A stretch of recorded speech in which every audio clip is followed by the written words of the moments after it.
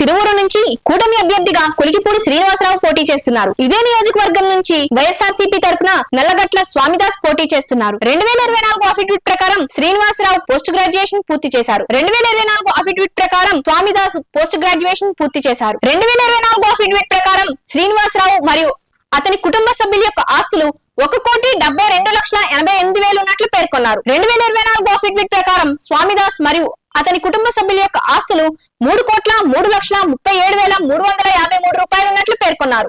2024 affidavit ప్రకారం శ్రీనివాసరావు మరియు అతని కుటుంబ సభ్యుల యొక్క అప్పులు 11 లక్షల రూపాయలు ఉన్నట్లు పేర్కొన్నారు. 2024 అఫిడవిట్ ప్రకారం స్వామిదాస్ మరియు అతని కుటుంబ సభ్యుల యొక్క అప్పులు 17,50,000 ఉన్నట్లు పేర్కొన్నారు. 2024 అఫిడవిట్ ప్రకారం శ్రీనివాసరావు పై 22 కేసులు ఉన్నట్లు పేర్కొన్నారు. 2024 అఫిడవిట్ ప్రకారం స్వామిదాస్ పై ఎటువంటి కేసులు లేనట్లు పేర్కొన్నారు. 2019 అఫిడవిట్ తో పోలిస్తే 2024 అఫిడవిట్ లో స్వామిదాస్ యొక్క ఆస్తులు 20.2% పెరిగినట్లు పేర్కొన్నారు. కొలికిపూడి శ్రీనివాసరావు అమరావతి ఉద్యమం ద్వారా అందరికీ పరిచయం అయ్యారు.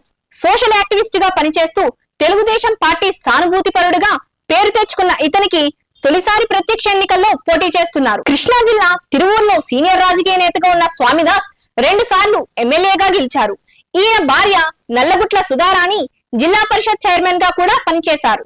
ఇటీవల వైసీపీలో చేరి తిరువూరు నుంచి పోటీ చేస్తున్నారు.